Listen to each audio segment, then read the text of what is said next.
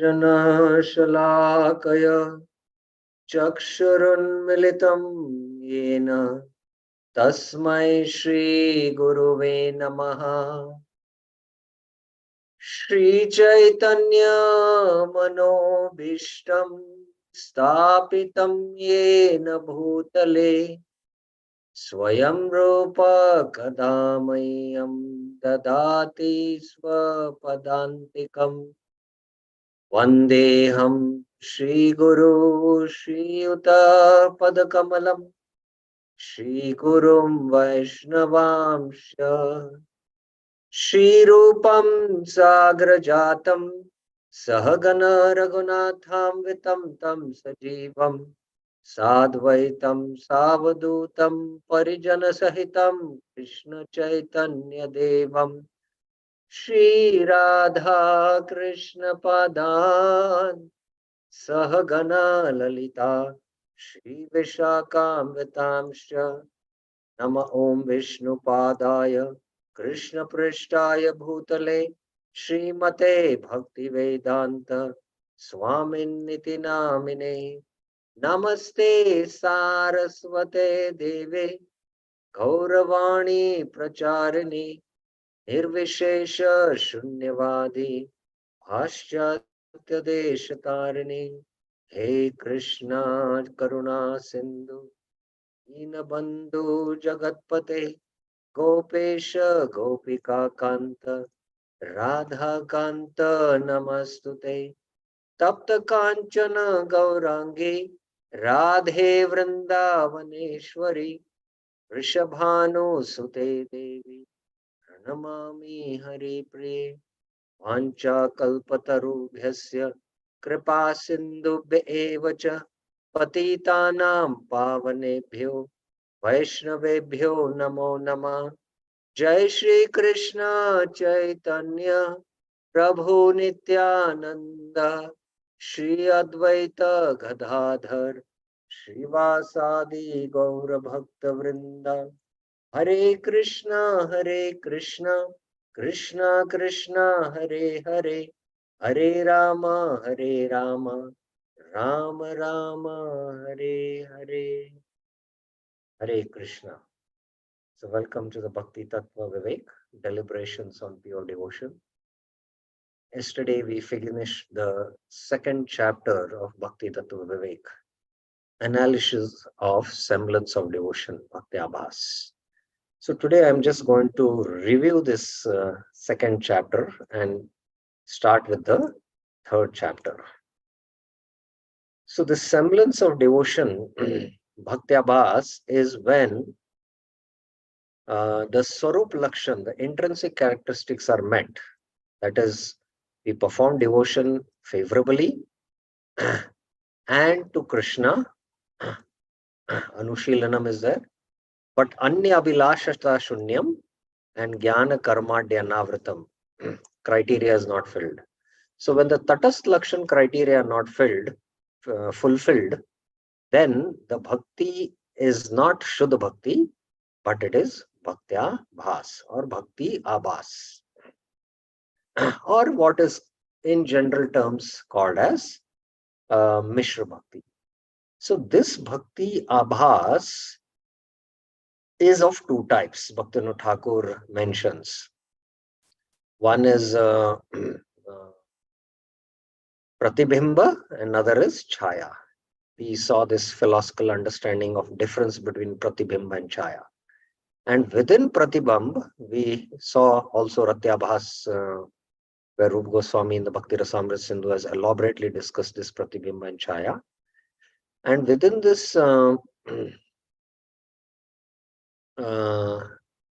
Pratibimba, there is Nirvishesh Jnanavrit Bhaktyabhas, Bahirbhuk Karmavrit Bhaktyabhas, and Viparita Vastu Bhakti Buddhi Janita Bhaktyabhas.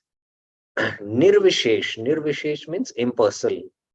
Gyan, knowledge. Avrit means covered. That is Bhaktyabhas. And this is within the category of Pratibimba, which is not favorable, because this kind of Bhakti Abhas will not turn into Shuddha Bhakti. And the Bahirmukh Karmavrit is very important for devotees, as I was mentioning, because we have the subtle conditioning and we do actions based on the subtle conditioning.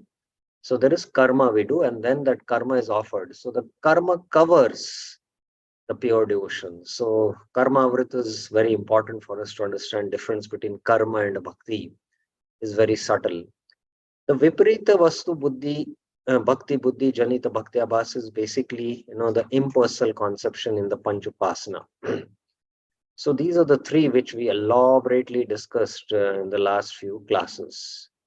And then within the chaya bhakti abhas, which is very splendorous, and it is fortunate because this chaya bhakti abhas can ultimately turn to Shuddha Bhakti in sadhana stage, and with sadhana stage Shuddha Bhakti, that will turn to Sadhya Bhakti or Bhava Bhakti. So within Chaya Bhakti, there is Swarupa Jnana Abhava Janita Bhakti Abhas, when there is devotion with the absence of knowledge of one's inherent identity. And Bhakti Uddipaka Vastu Shakti Janita Bhakti Abhas. You experience the semblance of devotion because in the Vastu, like the deity or the Dham, that experience what you have, because of that you experience these emotions of bhakti, but they are not because of your own bhakti, but in these vastus there is a shakti and they act like stimulus, spiritual stimulus. So these are the two, and yesterday in our class we discussed these two also quite in detail. And this chaya bhakti abhas, whether it is Sarup Jnana Bhav or Bhakti Uddipaka Vastu Janita, can ultimately turn to Shuddha Bhakti. But we have to avoid offenses towards Bhakti. So that's how we concluded this discussion yesterday. Today we will begin with the third topic, the third chapter of Bhakti Tattva Vivek, that is natural characteristics of Bhakti. When we say natural characteristics of Bhakti, we are speaking about Uttama Bhakti or pure devotion, not of characteristics of Bhakti Abhas or whether it is Chaya or Pratibimba. We are speaking about natural characteristics of Uttama Bhakti or Kevala Bhakti or Ananya Bhakti. So what are the characteristics of Shuddha Bhakti? Anyone knows? Can raise their hands. What are the characteristics of Shuddha Bhakti? One hand is being raised. What about others? Those who have studied Nectar of Devotion will definitely know this. Anyone else? Yes, Virendra Yadav Prabhuji. Hare Krishna, Prabhu, Dandavat Pranam. Yes. Prabhu, there are 6 characteristics of practicing pure devotion. Yes. First is Klesagni, and second is Subhada. These two characteristics manifest in sadhana stage up to, I think it is up to Nistha. Yeah, up to Bhava. To Bhava. And Moksha Laghutakrit and Sudurlabha, it is in Bhava stage. Yes. And last two, Sandranand and Krishna Karshini, these two manifest in Prema stage. Okay, excellent. So in Bhava Bhakti, there is Kleshagni and Shubhada also, and they increase. The Kleshagni is still deeper and more auspicious qualities come. And in Prema Bhakti, Sudurlabha and Moksha Utakrit become still deeper. So in Prema Bhakti, all the 6 qualities are there along with these 2 additional qualities. All the 4 qualities are there along with these 6 qualities. So that's how we should understand. Okay, so let us now briefly go into the characteristics of bhakti.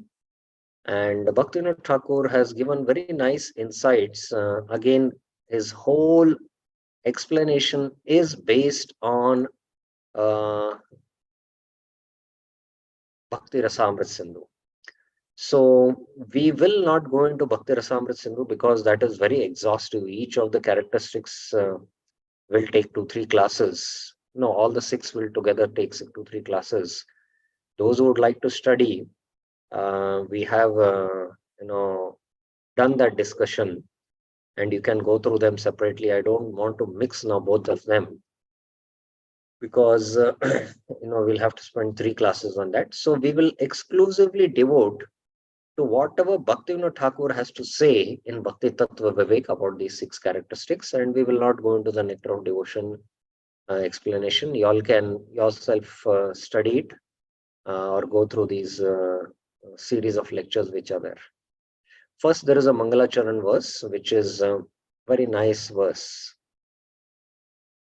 Shuddha Bhakti Swaha Vasasya Prabhavan Yat Padashayat Sadaiva Labate Jiva Tam Chaitanyam Aham Bhaje. I worship Sri Chaitanya Mahaprabhu. Tam Chaitanyam Aham Bhaje. I worship Chaitanya Mahaprabhu. By taking shelter of his feet, Yad Padashrit, the living entity forever, Sadev Jiva Labate, obtains the potency issuing from the very nature of unalloyed being. So by worshipping Chaitanya Mahaprabhu and taking shelter of his feet, the living entity forever, Sadaiva, obtains what? Labate, the very nature of unalloyed Shuddha Bhaktim Swa Aha Vasya. So this is the glory of taking shelter of Chaitanya Mahaprabhu. It's only in Mahaprabhu's movement, not in the other sampradayas, we can get access to this Shuddha Bhakti, unalloyed devotion. So qualities manifested in Bhakti. Shuddha Bhakti manifests along with 6 symptoms. Klesh Agni, it brings immediate relief from all kinds of material distress. Shubhadha, it brings all auspiciousness. Moksha Laguta Krit, liberation, moksha, becomes lagu, insignificant before it. Sudurlabha, it is rarely achieved. What is rarely achieved? Bhava Bhakti. Please remember. Sandrananda Visheshatma. Sandrananda means intense transcendental pleasure. Krishna Karshani. It is the only means to attract Sri Krishna. So Bhaktivinoda Thakur says, in the stage of sadhana bhakti, only the first 2 symptoms appear. In the stage of bhava, the first 4 symptoms appear. So Kleshagni happens to still higher degree. Auspicious qualities come forth, and these 2 qualities manifest. And in the stage of Prema, all the 6 symptoms appear. So when in Prema stage, the bliss is there in bhava, but becomes more condensed. We are able to attract Krishna in bhava bhakti, but the attraction to Krishna is still deeper. Krishna gets more attracted by his prema bhakta. These symptoms will now be systematically discussed. We will discuss these symptoms. Now, just an exercise. We are all been practicing bhakti. I don't want to go into the details whether it is abhas bhakti or shuddha bhakti, but whatever it is, we are practicing bhakti. So I just want your own reflections that let's take within sadhana bhakti this kleshagni and shubhada. How many of us feel that that whatever bhakti we are practicing, kleshagni has happened, we have got relief from all kinds of material distress, and shubhada, It has, all auspicious qualities like Kripalu, Dayalu, all the fortitude, determination, compassion, all these qualities have manifested. How many of us feel so? And if it is yes, you have to tell the reason. If it is no, also you have to tell the reason. It's important just for a self-analysis. Yeah, who will take up this exercise first? At least 2 devotees I want, one from Prabhuji's, one from Mataji's. Okay. I will choose now this time. Yes, Govinda Prabhuji. What do you feel? Hare Krishna, Prabhuji. Kleshagni, as far as Kleshagni is concerned, immediate relief means, of course, by comparatively to previously, we are feeling a lot of means relieved from all kinds of material distress, and by engaging more and more, we feel more and more we are relieved. But Shubhada, auspicious qualities also coming, but not to that extent. Still, we are on that stage. Slowly, it will manifest when we engage in more in pure devotional service. Okay.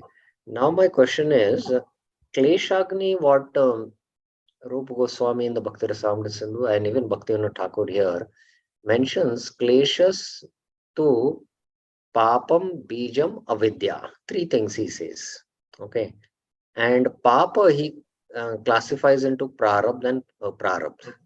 The sufferings are because of our Prarabdha karma and Aprarabdha. And by practicing, sadhana bhakti, which is following in the ambit of Shuddha Bhakti, both Prarabdha and Aprarabdha get destroyed. So, yes, we feel a kind of relief from the sufferings of material existence, but what Rupa Goswami is actually defining in Kleshagni as, Papam, Bijam, and Avidya. Do we experience that? Now, I think my question is more specific and clear. Now you can throw some more light about it. What do you feel?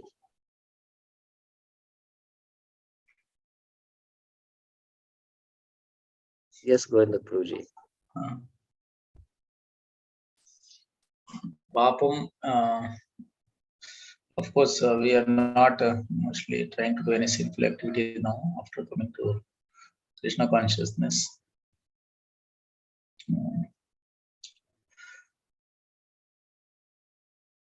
But what of Prarabdha and Aprarabdha? Do you feel that all the Prarabdha and Aprarabdha has been destroyed by practicing bhakti? Prarabdha will not be destroyed immediately. No, Prarabdha is also destroyed. That is what Rupa Goswami proves in Bhakti Rasamrita Sindhu. Prarabdha is also destroyed. Aprarabdha is also completely destroyed. When Aprarabdha is completely destroyed, how can Prarabdha? For Jnanis, the Prarabdha is not destroyed. But for Bhakti Yogis, Prarabdha is also destroyed. And what about Bija? And then what about Avidya? Do we feel by practicing sadhana bhakti, Kleshagni has happened? What is your thoughts on that? Personal reflection, I'm saying. What do you feel? Yes or no? We feel, Prabhuji. Huh? Means we are feeling, of course, we are relieved from all the rapes from all kinds of material distresses. But I'm very specific, whether we feel that we are free from Prarabdha karma, Aprarabdha karma, Bijam, and the Bijam is the seed of sinful desires, and Avidya. Do we feel Kleshagni has happened? What Rupa Goswami is mentioning these qualities. Because that is the first thing which happens, it's saying. Do we feel yes or no?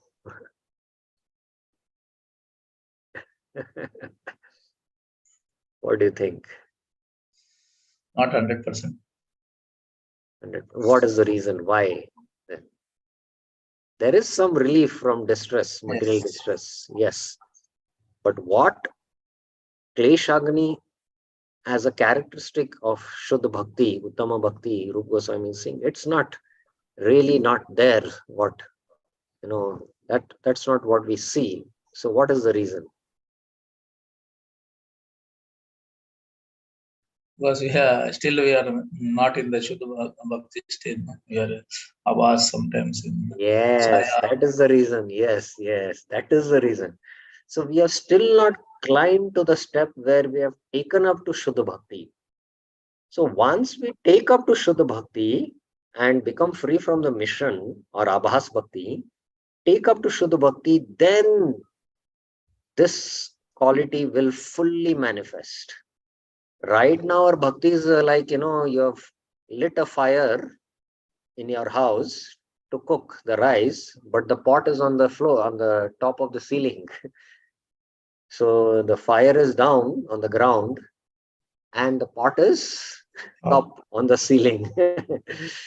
So when will the rice cook? When will it experience the heat? So our bhakti is not tivrena bhakti yogena yajanti purusham. So when the bhakti becomes tivrena bhakti yogena, that means anya abhilashita shunyam and jnana karmadi anavritam, then when that bhakti which we practice is uttama bhakti, then we will experience kleshagni to its fullest degree, and then we can experience what these qualities or characteristics of Shuddha Bhakti are. Yes, I will take another one. Varsha Mataji. Yes, what do you feel about this Kleshagni and Shubhada? Are we experiencing that? What is your personal understanding?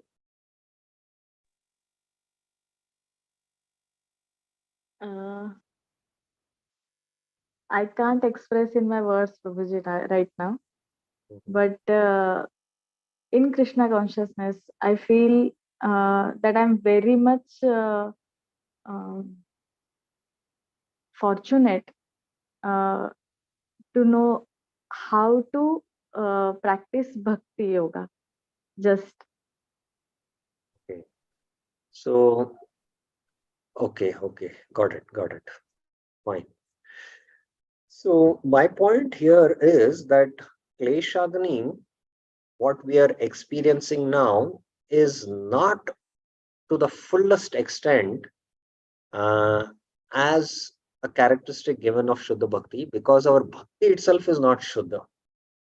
So we are experiencing only a glimpse of it, faint glimpse of it, relief from material distress to a certain degree. So maybe it might take many years to come to that ladder where we take up, where we become free from the conditionings and to take up to Shuddha Bhakti. Once we take up, all that years we have put effort, that will not go vain. Definitely it will all help. But once we take up, then it is very, very quick. It's like climbing a mountain. Maybe it might take few hours, but once you're on the plateau, then you're relaxed. You can then coolly bask in the sun. Otherwise, it's efforts. So once we take up to Shuddha Bhakti, then to the full degree we can experience what Rupa Goswami is saying as a characteristic of Kleshagni. And same is Shubhada. So there are many fine aspects, although Vishwanath Chakra Thakur mentions how the creeper, when it comes out, sprouts out, there are two leaves. The upper portion of the leaf, which is soft, is compared to Raganuga Bhakti, and the lower portion, which is rough, is compared to Vaidya Bhakti, which is impelled by rules. The upper one is impelled by lobh. So although in the creeper, these two leaves come out, and the upper is Raganuga Bhakti, lower is Vaidya Bhakti, but as we practice sadhana bhakti and go through these stages of especially bhajan kriya, anarth nivriti, and when we come to the stage of nishta, then the qualities of shubhada manifest. So when we take up to Raganuga Bhakti, So till then, to again, very small degree they are there, but these qualities try to manifest, the divine qualities manifest to very high degrees only when we take up to Raganuga Bhakti. So that is also a very important point which I wanted to mention. So now let us see these symptoms systematically. So the first characteristic is Kleshagni, destruction of suffering. Klesha and Agni, becomes Kleshagni. Kleshagni, Bhakti Devi completely removes all the distress, Klesha, of those who take shelter of what kind of devotion? Unalloyed devotion.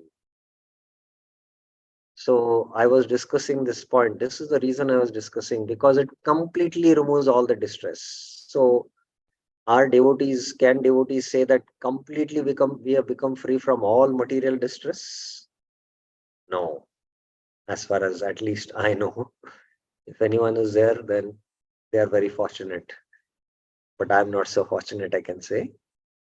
We still feel the distress of so many things in this material world.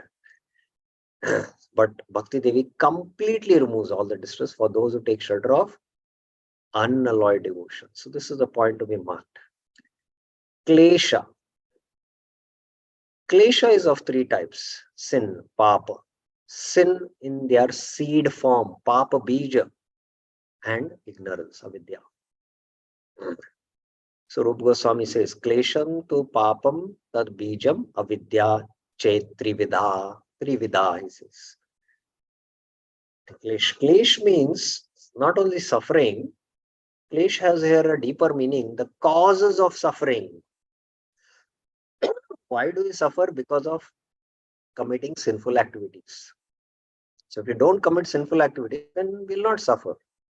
Then we suffer more subtly because the seed of sin, that desire is there. That because of that desire, it gives us trouble. And then sometimes we commit sin because of ignorance. This is deep-rooted avidya. So the root cause of sufferings are these three. Due to sins committed by the jiva in innumerable lifetimes, or the sins that he may commit in his present or future lives, he has to suffer various types of distress. The prominent sins have been analyzed in the fifth wave of the second shower of my book, Chaitanya Shikshamrit. So those who would like to, understand in-depth analysis of this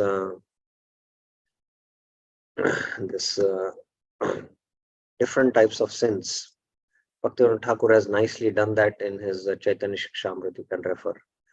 These sins can be further divided into two categories, prarabdha and aprarabdha. So within this papam, there is two categories, prarabdha and aprarabdha. Prarabdha sins are those for which the living entity must suffer the reactions in his present lifespan.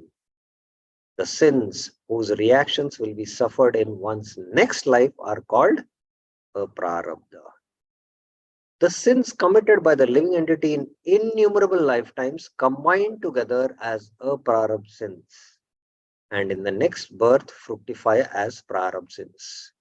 So the sequence is from, once you commit a sin, then that fructification of the result, the reaction of that result goes through four stages. Aprarabdha, Utam, Bijam, and then Prarabdha. So Bijam and Prarabdha is what we experience in this life, and Kutam and Aprarabdha are what we are going to experience. Like we might have committed some sin in our previous life, and it is still in the aprarabdha form. And in this life also, you are not going to experience that suffering. Maybe in the next life, you are going to experience that suffering. So it is now also that reaction in this life also, it is in the form of aprarabdha. Now, when I'm going to take the next body, that time that aprarabdha turns into kutam. And in the next birth, that kutam turns into bij. And at a particular point in that next life, say after 20 years or 30 years, that bij which is there, which is going to fructify in that life, will turn into prarabdha. So that's how it is. I hope it is clear. Hence, within the jurisdiction of eternal law, the jiva is bound to suffer the reactions of the sins he has committed in his innumerable lifetimes. Birth in a Brahmana family, a Muslim family, a wealthy family, or a poor family, or having beautiful personal features, or being ugly, are all the results of prarabdha karma. Birth in an untouchable Yavana family is due to prarabdha sins. Unalloyed devotion destroys both types of sin, prarabdha and aprarabdha. So this is the point. We'll not go into the exhaustive analysis. You can refer the 6 characteristics of pure devotion in Bhakti Rasamrita Sindhu. Things will become clear from that. If the path of Gyan is followed properly, it destroys prarabdha karma. But according to the scriptures of the Gyanis, one must suffer the reactions of his prarabdha karma. That's what the point I was making. That bhakti is so pure that it destroys both prarabdha and aprarabdha, whereas Gyan can destroy aprarabdha but not prarabdha. Prarabdha you have to suffer, go through it. But bhakti also destroys prarabdha karma. And this is the proof. Yannamadheha shravananukirtanad yat pravarnad yat smaranadapi kvachit swadopi sadya savanaya kalpate uttah punaste bhagavan nudarshanat. Mother Kunti, Devavati is saying. Devavati said, my dear Lord, by hearing and chanting your holy names, yan namadeha shravananu kirtanat, by offering obeisance unto you and by remembering you, yat pravarnad yat smaranad api kvachit. Even a person born in a family of dog eaters immediately obtains the right to perform Vedic sacrifice. Swadhopi. Swadhopi means dog eater. Sadhya, immediately. Shavanaya. Shavanaya is a kind of a yagya. Kalpate, he can perform. In other words, he acquires the status of Brahmana. So, in this life, he's become a dog eater because of his prarabdha karma. He has got a low-grade body. But now, because he is taken up to devotion and he is taking the names of the Lord, he has attained the status of Brahmana. That means his whole body constitution has changed. His prarabdha has been destroyed of that dog-eating body. Now he's not doing that activities. According to his prarabdha, because he's born in a dog-eater's family, he should continue to eat dog. But because he's chanting the holy names, he's no more doing those activities. So he's become free from that prarabdha karma. What to speak then of the benefit one can achieve by receiving your direct darshan? Kuta punaste bhagwan nu darshanat. So this verse is a proof that how bhakti destroys prarabdha. This verse highlights how bhakti easily destroys the prarabdha sins that result in taking birth in low-class family. Now see how bhakti also destroys aprarabdha sins. Now this is from the Padma Puran, quoted in the Bhakti Rasamrita Sindhu. Aprarabdha phalam papam utam bijam phalonmukam krameneva praliyate Vishnu bhakti ratatmanam. For those who have undeviating and exclusive attachment for devotion unto Lord Vishnu, they are aprarabdha, the accumulated stock of sins that are lying in a dormant condition. Uta, sins that are tending towards producing seeds, which means that they are beginning to take shape as sinful desires. Bija, seeds that are already established as sinful desires. And prarabdha, fructified sins, are all destroyed in sequence. So this verse is a proof that how bhakti destroys aprarabdha. The purport is that for the destruction of their sins, the devotee need not perform any separate acts, either karma or jnana as atonement. By practicing bhakti, these are the byproducts. Just like a devotee in the traditional Vedic kitchen, devotee takes the wood and lights them and prepares a nice bhoga offering for the Lord, and he produces ash. So the goal is not to produce ash by burning fire. Fire is used for cooking, to offer bhoga, and to partake prasad. So that act of offering bhoga is an act of devotion. So he doesn't burn the wood for producing ash. So it's a byproduct. He need not separately endeavor to produce ash. So similarly, we need not separately endeavor to become free from the sins. Just by the act of devotional activities like hearing and chanting, our prarabdhas and aprarabdhas are destroyed. The desires to commit sinful activities that are situated in the heart of the living entity are called papa bija. This is the second norm. Papam is over, both prarabdha and aprarabdha. Now bija, papa bija, these are called as papa bija, the seeds of sin. Papa bija can only be destroyed by bhakti. Please mark this point. Only. This can be only destroyed by bhakti. Even for jnanis, the papa bija don't get destroyed. They have to strenuously work very hard to become free from these papa bijas. And the Bhagavatam verses as Praman given in the Bhakti Rasamrita Sindhu. Taistanyagani uyante tapodhana pratadibhi na dharmajam tad hridayam yad api shangri sevaya. This is the Bhagavatam verse. The systematic methods for the atonement of sins that are prescribed in the scriptures, such as the performance of difficult vows like Chandrayan and other activities on the path of ordinary karma, as well as performance of austerities and the giving of charity, destroy only those sins for which they are specifically prescribed. So the point is that in the path of karma, suppose somebody is on the Varnashram platform and he commits a sinful activity. So the Dharma Shastras recommend a kind of atonement.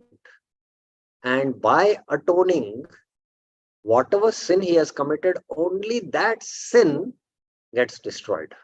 The prashchit karma, what he does. So that's why this point Bhaktivinoda Thakur is meaning. Chandrayan is a vow where one takes only 15 mouthfuls of food on the full moon day, decreasing by one mouthful each successive day until one fasts completely on the new moon day.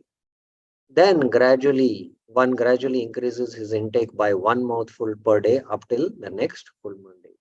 So this is the Chandrayan Vrata. This is the kind of prashchit karmas are mentioned to become free from sin. Those atonements do not destroy the seeds of sin. In other words, the sinful desires that have arisen due to ignorance.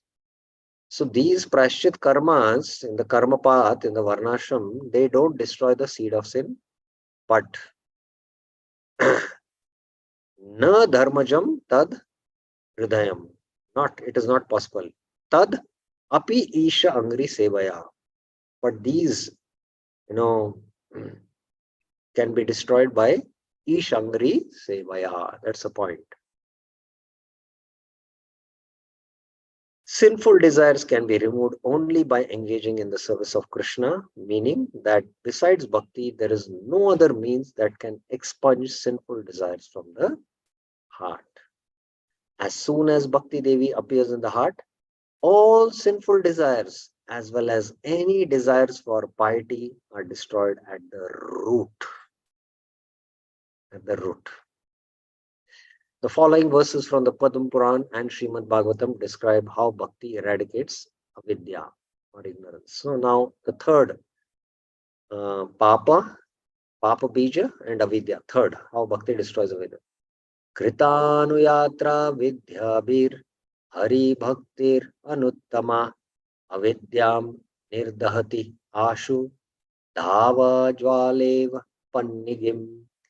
When Hari Bhakti appears in the heart, Hari Bhakti Ranuttama, she is followed by knowledge potency, Vidya Shakti, Pritanu Yatra Vidyabhir, which immediately dispels the ignorance situated within the heart of the living entity. Avidyam Nirdahati Ashu.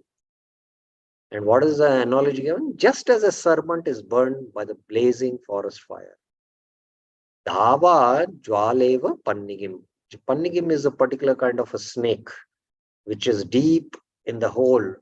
And when there is a forest fire, the fire also enters below. And this deep snake which is inside the hole also is destroyed, is burnt. So similarly, our ignorance or avidya is very deep rooted. But when Hari Bhakti appears in the heart, even this ignorance is destroyed. So this is one verse from the Padma Puran quoted in the Bhakti Rasamrit Sindhu. And then there is a Bhagavatam verse, famous Sanat Kumar, the four Kumaras preaching to Maharaj Prutu. Yad pada pankaja palasa vilasa bhaktya karma shayam gratitamudgratayanti santa tadvanna riktamatayo yatayo piruddho ruddha shroto ganastam aranyam bhajavasudevam. This is a very famous verse. Ascetics who have detached their minds from the objects of the senses by keeping their senses away from those objects cannot easily untie the knot of false ego from their hearts. Whereas devotees who are exclusively engaged in the transcendental loving service unto the lotus feet of Sri Krishna can untie this knot in no time. Hence, one should engage in bhajan of Sri Krishna, the supreme shelter. So this mentions how karmashayam, this is the impressions of, because of avidya, gratitam udgratayanti. Udgratayanti means they are taken out by the santas by worshipping yat pada pankaja palasa vilas bhakta, those who are taken the shelter of the Lord's lotus feet. Tadvanna rikta matayo, the rikta matayos are the jnanis. Yatato, although they are endeavoring, na api ruddha. Why? Shroto ganas. It's like the continuous flow of waves in the rivers. The senses always go to sense objects. Although they try to stop, it is not possible. That's why tam aranyam bhaja vasudevam. That's why we should bhaja vasudevam. Though the cultivation of knowledge can dispel ignorance, to some extent, without shelter of bhakti, a sadhaka will certainly fall down. So this is some additional quotation which Bhaktivinoda Thakur has given, even which Rupa Goswami has not given. Ye anya arvindaksha vimukta manina tvayi asat asta bhavad avishuddha buddhaya aruya kruchena param padam tata patantyado nadrita yushmad angraya. So this verse mentions that those who are vimukta mani, those who are even jivan mukta, ye anya arvindaksha, who are not worshipping Krishna, they have impure intelligence, a vishuddha buddhaya. Although with strenuous endeavor in the path of Gyan, arur kurchena parampadam, they have attained this lofty platform of Brahma Bhuta stage, Jivan Mukta stage, patanti ada. They will fall down on that Jivan Mukta stage if anadrita yushmad angraya. Yushmad means your lotus feet. If they commit offense at your lotus feet. So the Jnanis, if they don't take shelter of bhakti and they commit offense to Bhakti Devi or to the Lord or to the devotees, then even from the Jivan Mukta stage, they can fall down. The demigods prayed, O lotus-eyed Lord, Arvindaksha, although by the cultivation of Neti Neti, the negativity principle, non-devotees endeavor to attain something different from dull matter and consider themselves liberated, Vimukta Maninas, their intelligence is impure, a Vishuddha Buddhaya. With great difficulty, they cross the ocean of nescience and attain the stage of Brahman. As I mentioned, they attain that stage of Brahman. But because they have not taken shelter, permanent shelter of lotus, they fall down from such a stage. So, this is an additional reference he is giving. O intimate devotees, having surely heard of the word avidya before, you must be eager to know its intrinsic nature. Therefore, I will explain a few points in this regard. Sri Krishna possesses unlimited varieties of potency, Shaktis. Among them, Chitta Shakti, Jiva Shakti, Maya Shakti are prominent. Any questions you have, you can always raise your hands here. Chit Shakti displays Bhagwan's abode, Dham, and all the paraphernalia necessary for his Leela, pastimes. Another name of Chit Shakti is Swarup Shakti. Jiva Shakti produces innumerable living entities. By nature, jivas are purely spiritual, Chitta Tattva. But due to their incomplete constitution, they are trapped by Maya, the illusionary energy. By harboring selfish desire, they become opposed to Krishna and are trapped by the illusionary energy. And by desiring to be disposed towards Krishna, they are freed from Maya and engage in his service. This is the difference between conditioned and liberated jivas. The illusionary energy acts in two ways upon the intrinsic nature of the conditioned living entity, through the avidya potency and through the vidya potency. So the jiva, which when it becomes averse to Krishna, then it gets covered by the avidya potency. And in the Gaudiya version of theology, this avidya potency has twofold roles it plays. One is called as the Avarnatmika Shakti, the other is called as the Prakshekatmika Shakti. The Avarnatmika Shakti means the covering potency. Sorry, covering potency. And the Prakshepatmika Shakti means the throwing potency.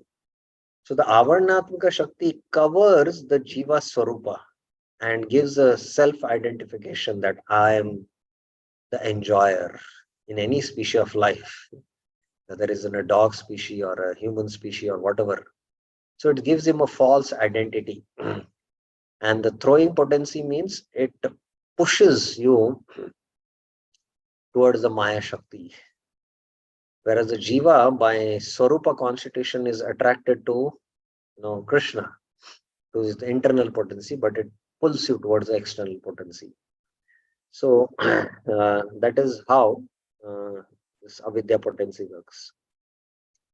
Through its avidya aspect, Maya covers the constitutional pure ego of the living entity. I just mentioned that. Thus creating a false or distorted ego by which the jiva identifies himself with gross matter. This shackle of ignorance is the cause of jiva's conditioned state. I don't know why. 1 second.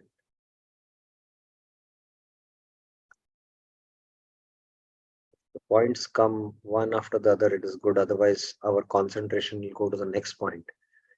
Becoming free from avidya and devoid of false designations, the living entity attains the stage of liberation. Thus, avidya is nothing more than a special potency of Maya that makes the living entity forget his constitutional position. Ignorance causes the desire for fruitive activity in the jiva. Avidya kama karma bhi, as Kunti Maharani in her prayers also. Avidya is there. Because of avidya, there is kama. And you have desire, you do karma. You do actions, and then you get more and more entangled. These desires initiate the process of sin and piety. Thus, ignorance is the root cause of all the difficulty experienced by the jiva. Besides bhakti, no other process is capable of eliminating this ignorance. Karma can only destroy sins. Jnana can destroy at the root the desires that cause both sin and piety. But bhakti totally eradicates at the root the sins themselves, the desires to perform both sin and piety, And the prime cause of these desires, ignorance or avidya. So this is the glory of bhakti. Okay, any questions, any clarifications up till now about the first characteristic which we discussed? This is the only one I think Bhaktivinoda Thakur goes in such a detail. The others are quite simple, not much explanation he goes, but the first one he goes in quite detail. In fact, in the Bhakti Rasamrita Sindhu, the first one itself is quite exhaustively discussed, and it will take at least 3 classes to discuss. But if you can go through the discussion, it is there available. Yes, Birandriyada Prabhuji. Hare Krishna, Prabhu Dandatpranam. Prabhu, this Vidya and Avidya potency, both are acting simultaneously on Jiva, or how it is? It's like a balancing scale. The more one is in touch with the Vidya potency, then the Avidya potency will come down. So especially, in the path of Jnana Yoga and Ashtanga Yoga, by Vidya, Avidya is destroyed. But in the path of Bhakti, by practicing Bhakti itself, the Bhakti is a Sarup Shakti of the Lord, and by practicing Bhakti itself, Avidya is completely destroyed. There is no separate endeavor there. The elements of knowledge, jnana there, in the path of jnana and Ashtanga Yoga. But here, the angas of bhakti itself, Vidya Vadur Jivanam is mentioned, if you in the Shishashtakam. So by practicing bhakti itself, avidya is destroyed from the root. Okay, any other questions? Any other clarifications? Yes, Mataji. Hare Krishna, Prabhuji, Dandavat Pranam. Prabhuji, in day-to-day life, how will we know that our prarabdha and aprarabdha karmas are destroying? Day-to-day life, how will we know that our aprarabdha and prarabdha karmas are destroyed? Very interesting question.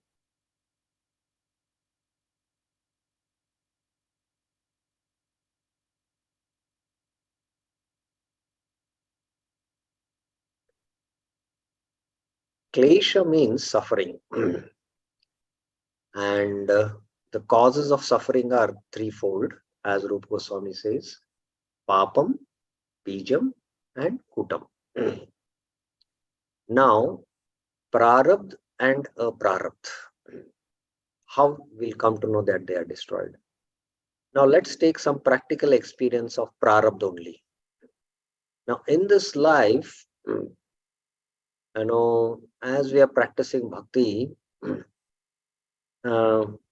we might go through certain distresses, like certain disease or certain, somebody meets with an accident and all that.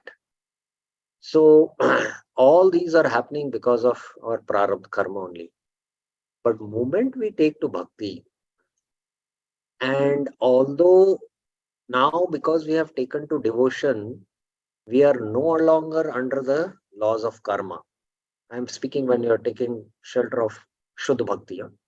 Even if you're practicing Bhakti Abhas, still it is glorious. But I'm speaking now from the understanding of Shuddha Bhakti. So once you take up to Shuddha Bhakti, then it is under Krishna's control. So even if, some of the greatest disaster might happen in your life, you won't become disturbed by it. You will take it as Krishna's mercy. Dukkeshu anuvigna mana, sukeshu vigata spruha, vita raga bhaya krodha, stita dir muni ruchyate. This is a symptom of a self-realized soul. that dukkeshu anavigna mana, the mind is not disturbed because of the adhyatmic klesh or the adibhautik klesh or the adidevi klesh. You are not at all disturbed by it. So although it is coming to you, you are not disturbed at all. And whatever distress you are facing, you take it as Krishna's mercy, and whatever bliss you are experiencing in the practice of Krishna consciousness, that also you understand as Krishna's mercy. And the suffering also what you are experiencing while practicing bhakti, if you can take that as Krishna's mercy, then you can understand that you're not getting much disturbed by the prarabdha karma and all. But if you're a little bit also disturbed about it in your mind, then you can understand that still prarabdha karma, and what to speak of prarabdha, is also not destroyed. You can understand that. So that's how you can get a glimpse of the gross thing I explained about prarabdha and aprarabdha. Now coming to aprarabdha and coming to bijam. Now bijam is the sinful tendency, sinful desire.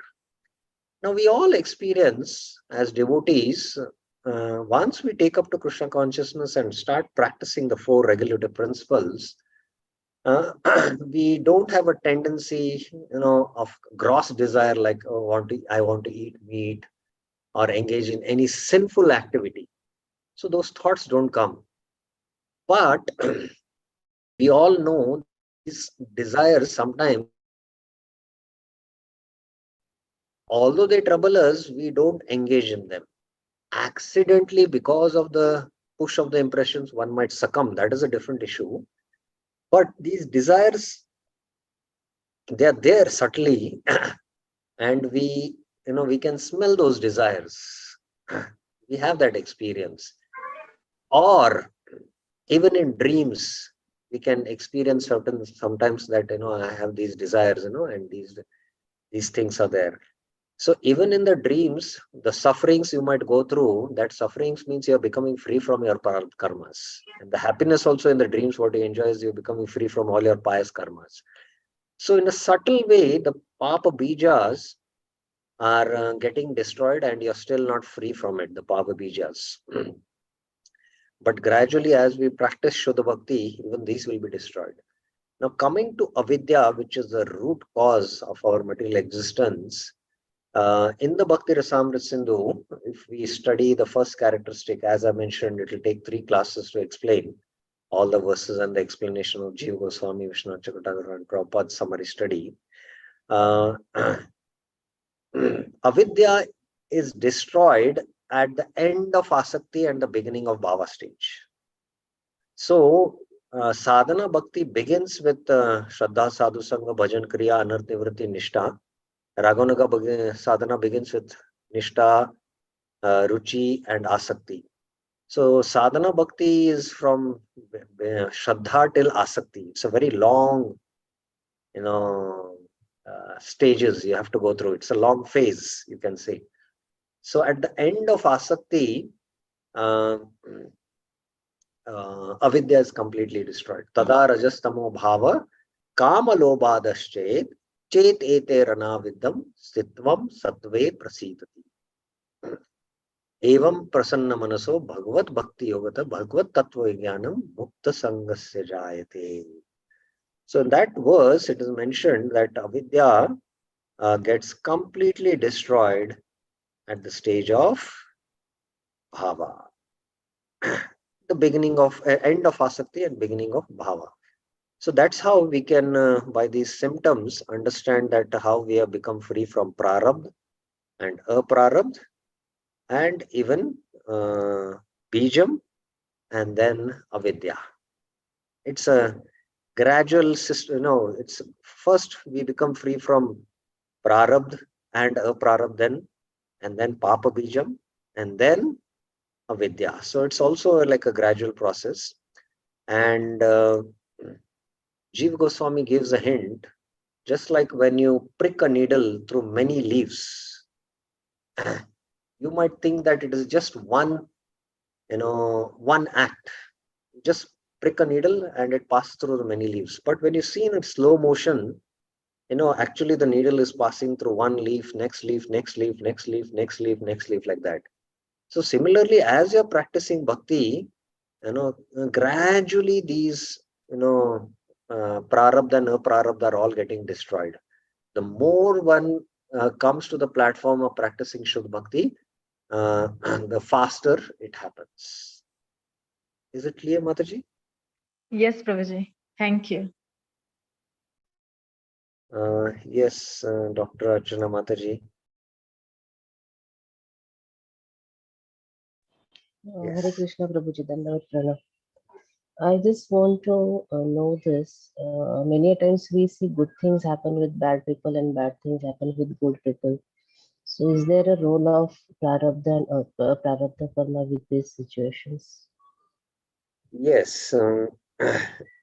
This is a very important subject, and it has to be discussed elaborately to understand. But just to give an essence, when somebody takes up to devotion, he might see that, why bad things are happening to me. I've taken to the path of righteousness or godly life.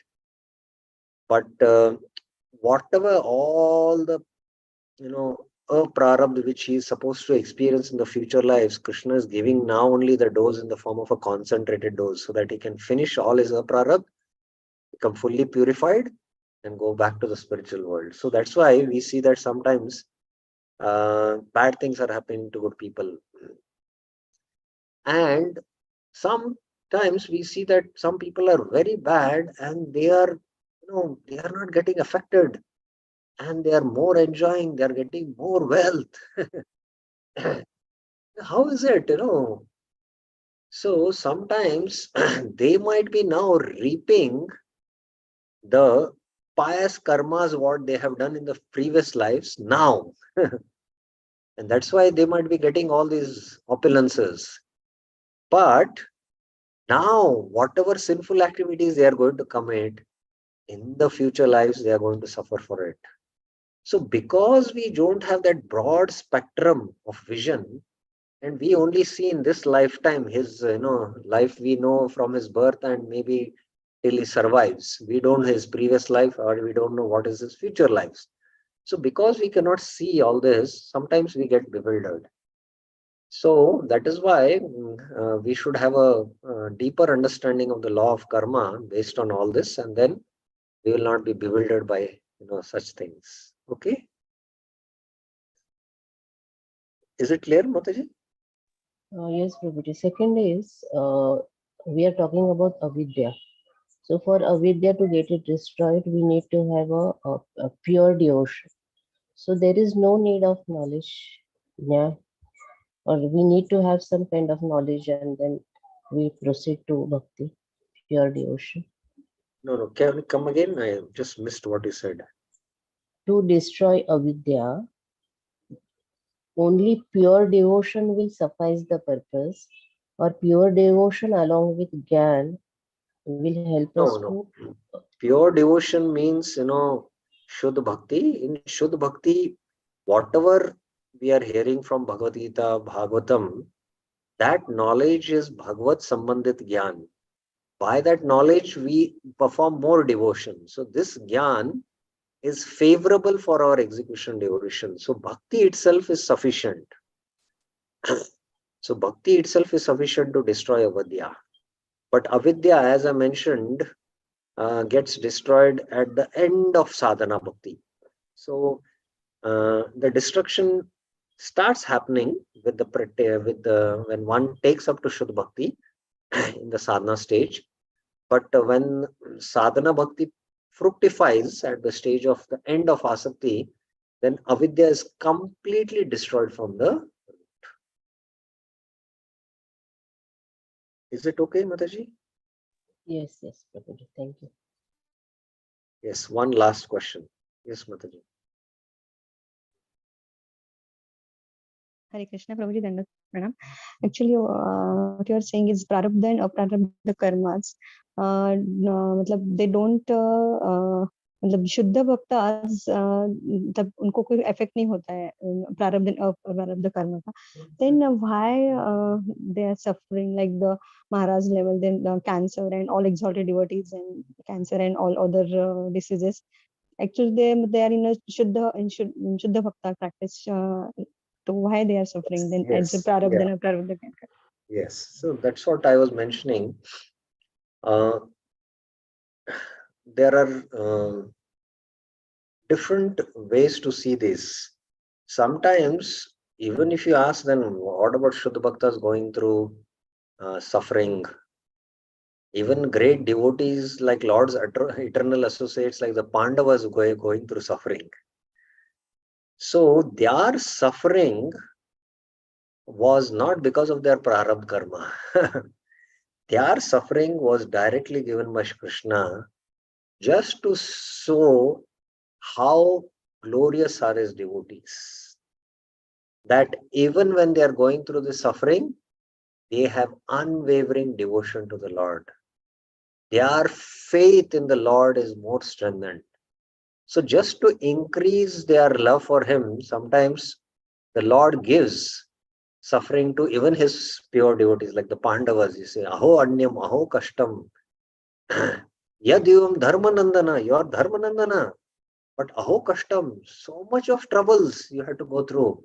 You are exiled, you are ridiculed, you are banished, your wife was abducted, she was in the sabha, tried to be stripped naked, so many sufferings. Oh, Anyayam, so much injustices were done to you. And you are who? Dharmanandan. Jivitum na kleshtam. You should have not survived these sufferings. Sometimes why do people commit suicide? Because they cannot just tolerate the suffering. It's no more now. Let me finish my life. Jivitum na kleshtam. Vipra dharma achutashret. Because you are taken shelter of the Vipras, the Brahmanas, dharma, you are taken shelter of dharma and achutashret. So the pure devotees go through sufferings that Krishna wants to extol and glorify his devotees. That how even in the midst of all this, still they are so determined in their practices that their practices don't become waver. That is what Krishna wants to show, and that's how we should see it. And we should never think that, oh, he's suffering because of prarabdha karma. When we think like that, we commit an offense. And this we should be very, very careful about it. So yes, it is a good question, and it requires quite elaborate discussion. But in essence, when even very exalted devotees are put through suffering, that suffering is directly given by Krishna to show the glory of his devotees. Just like Bhishma was on a bed of arrows, and you can imagine what kind of pain he must be going through. And in that situation, he is giving pravachan to the Pandavas. So just by his dint of spiritual enlightenment, he was sustaining his spiritual life. So Krishna wanted to extol the glories of his pure devotee, Bhishma Dev. That's why even Vyas could not convince Maharaj Yudhishthira, and even Krishna could not convince him. But Bhishma was able to convince because it was Krishna's plan. So Krishna wants to extol the glory of his pure devotees, and that's why we have to understand like that. So in case of doubt, especially we should ask very senior devotees, and because we might not have a matured understanding, we should not commit offenses to very exalted souls and think that they are going through prarabdha and all. Okay, is it clear, Mataji? Yes, Prabhuji. Thank you so much. Yes. Okay. Thank you very much. So we'll need one more class to finish chapter 3, and then we'll go to chapter 4. Thank you very much. Srila Prabhupada ki Jai. Shri Bhakti Tattva Vivek ki Jai. Srila Bhakti